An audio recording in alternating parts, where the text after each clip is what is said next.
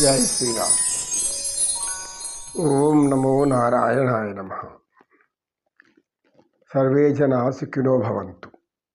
ఈ బాధలు పడి భగవంతుని ఆరాధించిన వాళ్ళు గొప్పవాళ్ళు అయిపోయిన వాళ్ళు.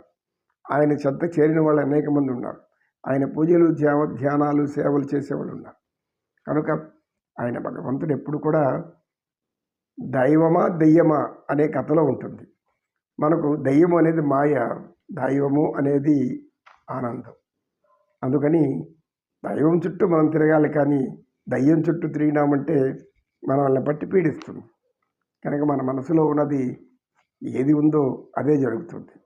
యా దృష్టి సా సృష్టి. దృష్టి ఎలా ఉంటే సృష్టి అలా కనబడుతుంది. భగవంతుడు కూడా అంతే.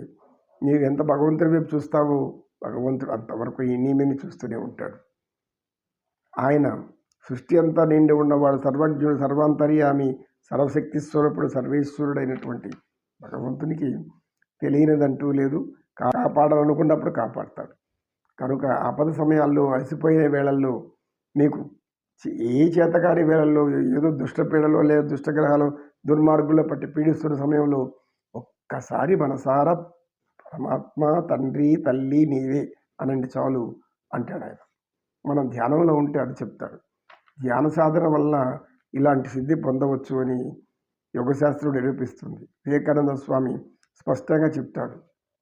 కనుక సర్వేశ్వరుడైన వాడు మనకు ఈ అతీతమైనటువంటి సృష్టి శక్తి. అది ఆ సృష్టి శక్తి మిమ్మల్ని కాపాడుతాను, నీకోసం ఉన్నాను అంటే మనం నమ్మకుండా వేరే దారిలో వెతుక్కుంటూ ఉంటాం. అది తప్పు కదా. ఆయన చెప్పిన దారిలో పోతే ఖచ్చితంగా రక్షించబడతాం. ఆయన చెప్పిన దారిని వదిలిపెట్టి అధర్మంలోకి వెళ్ళిపోతే రక్షించబడము. మనశ్శాంతి చచ్చేంత వరకు మనశ్శాంతి లేకుండా జీవించాల్సిందే. దయ్యం దగ్గరికి వెళ్తే, దయ్యము దగ్గరికి వెళితే అంటే మీ మాయలోకి వెళితే చచ్చేంత వరకు, చివరి క్షణం వరకు నరకమైనటువంటి జీవితం అనుభవించాల్సిందే. అలా కాదు, మారిపోయాను నేను, అందరికీ మంచి చేస్తాను, మంచిగా ఉంటాను, అందరితో నీతి నిజాయితీగా నడుచుకుంటాను అని చెప్పి భగవంతుడి వైపు చూడండి. అడుగులు వెయ్యండి. మొదటి అడుగుకే మీకు తెలిసిపోతుంది ఫలితం. రెండో అడుగుకి మీరు ఆనందపడతారు. మూడో అడుగుకి పరమానందపడతారు. 3 అడుగులు అడిగి విశ్వాన్ని ఆక్రమించిన వాడు వామనావతారం బలిచక్రవర్తిని పాతాళానికి పంపించి, అంటే దుర్మార్గాన్ని కిందికి పంపిస్తాడు, సన్మార్గులను పైకి తీసుకొచ్చి కాపాడతాడు. ఏడుకొండల స్వామి వెంకటేశ్వర స్వామి అందుకే ఉన్నాడు. ఇప్పుడు దైవం ఏం చేస్తాడు? దైవం ఎందుకున్నాడు అంటే దైవం మనల్ని కాపాడడానికి ఉన్నాడు. భక్తుడు కాపాడుకుంటాడు. ఆయన ఏ తల్లి అయినా తన బిడ్డలు కాపాడుకుంటుంది మొదట, తర్వాత ఇతరుల గురించి ఆలోచిస్తుంది. బిడ్డలు చెడ్డదారిలో పోతుంటే మంచి చెప్తుంది, వినకపోతే ఇంకేం చేస్తాం, వాళ్ళ కర్మది. కనుక ఇలా దైవం ఏం చేస్తాడు అంటే ఈ విధంగా మానవులను కాపాడడానికి పిలుస్తున్నాడు. దైవం రమ్మంటున్నాడు, ప్రభువు పిలుస్తున్నాడు. శ్రీకృష్ణ పరమాత్మ ప్రభువులకు ప్రభువు, సర్వేశ్వరుడు. ఆయన భగవద్గీత అనే జ్ఞానాన్ని మనకు ఇచ్చాడు. ఎందుకు ఇచ్చాడు? నాయనలారా తెలుసుకోండి. మానవులలో ఉండే విపరీత ధోరణులు తెలుసుకోండి. ఆ విపరీతాలను విడిచిపెట్టండి. పరిమితమైనటువంటి మీ జీవితము ఆ కొద్ది సమయంలో నాలో గడపండి. అప్పుడు మీకు ఎటువంటి దుఃఖము, కష్టము, బాధ ఏమీ రానికుంటే కాపాడుతాను అని స్పష్టంగా చెప్తాడు పరమాత్మ. దైవం పిలుస్తున్నాడు, రండి. ఇది సత్యం. దైవాన్ని నమ్ముకుంటే భగవంతుడు అన్ని వేళల తోడు నీడగా ఉంటాడు. ఏమేం కావాలో మనం అనుకోకుండా సమకూరుస్తాడు. ఇది అనుభవజ్ఞులకు చాలా అనుభవం లేని వాళ్ళు నమ్మలేకపోవచ్చు. నాకు ఈ కష్టం వచ్చింది తండ్రి అని అనే లోపలనే ఎదురుగా ఒక సేవకుడిని పెడతాడు. నీ కష్టాన్ని నేను తీసుకెళ్తాను రా అంటాడు. ఇలాంటి అనేక సన్నివేశాలు అనుభవించినప్పుడు మనకు నమ్మకుండా పోతే ఎలా భగవంతుడిని? నీకు ఎదురుగా అనేక జరిగి ఉంటాయి, కానీ అవి మనకు భగవంతుడు కాదు, ఏదో నా అదృష్టం కోసం లేకపోతే నన్ను ఎవరు చేశారు అనుకుంటాడు. తప్పు కదా.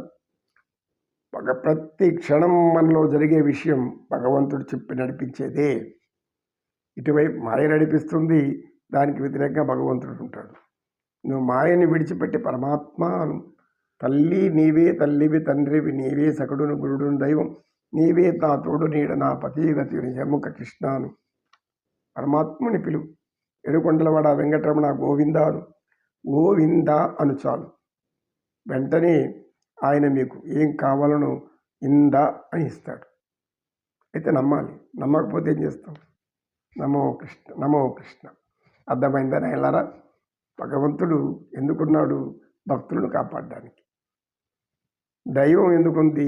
మాయ వైపు పరిగెత్తి మనం ఆశామోహంలో పడిపోతే జీవితాంతం నరకం అనుభవించడం. మనశ్శాంతి ఉండదు, ప్రశాంతత ఉండదు, జీవితంలో ఆనందం అనేది అసలు దొరకదు. ఎప్పుడు లోపల ఆవేదన, పైకి మాత్రం నవ్వు తెచ్చుకొని ప్రకటిస్తూ నేను హాయిగా ఉన్నాను, నేను ఆనందంగా ఉన్నాను, ఎగరాల్సింది తప్పితే ఇంకోటి ఏం కాదు. వాస్తవానికి వెళ్తే లోపల ఆ వేదన పట్టి పీడిస్తూ ఉంటుంది. ఆ మొహంలో స్పష్టంగా కనబడుతుంది అటువంటి వాళ్ళకి. అదే భక్తి భగవంతుని వెళ్ళి చూడండి, దివ్య తేజస్తో వెలిగిపోతారు, ఆనందంతో ఉంటుంది. ఆ కళ్ళు చాలా ప్రశాంతంగా ఉంటాయి.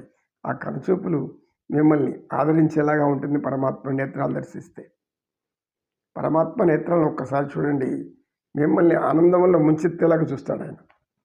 అది తెలుసుకోకుండా మనం ఏదేదో చూస్తాం, చూడరాందరినీ చూస్తాం. నమో కృష్ణ, నమో కృష్ణ. కృష్ణం వందే జగద్గురు. ఓం నమో వెంకటేశాయ నమః. తందనానాపురి తందనాన బళ తందనాన బళ తందనాన బళ తందనాన. బ్రహ్మముక్కటే పరబ్రహ్మముక్కటే పరబ్రహ్మముక్కటే. తందనానాపురి తందనాన బళ తందనాన బళ తందనాన బళ తందనాన.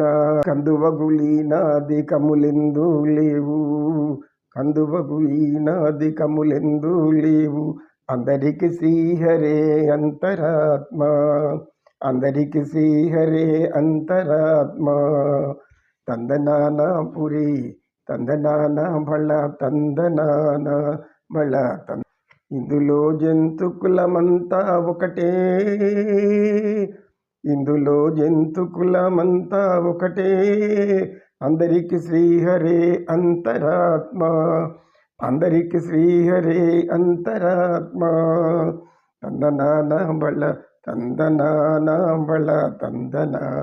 నిండార రాజు నిద్రించు నిద్రయునొకటే, నిండార రాజు నిద్రించు నిద్రయునొకటే. అండనే బంటు నిద్ర అదియునొకటే, అండనే బంటు నిద్ర అదియునొకటే. నరాజు నిద్రించు నిద్రయునొకటే, అండనే బంటు నిద్ర అదియునొకటే. మెండైన బ్రాహ్మణుడు మెట్టు భూమి ఒకటే, మెండైన బ్రాహ్మణుడు మెట్టు భూమి ఒకటే. చండాలుడుండేటి సరిభూమి ఒకటే, చండాలుడుండేటి సరిభూమి ఒకటి. తందనాన బళ తందనాన బళ తందనాన బళ తందనాన. బ్రహ్మముక్కటే పరబ్రహ్మముక్కటే పరబ్రహ్మముక్కటే. నమో వెంకటేశ.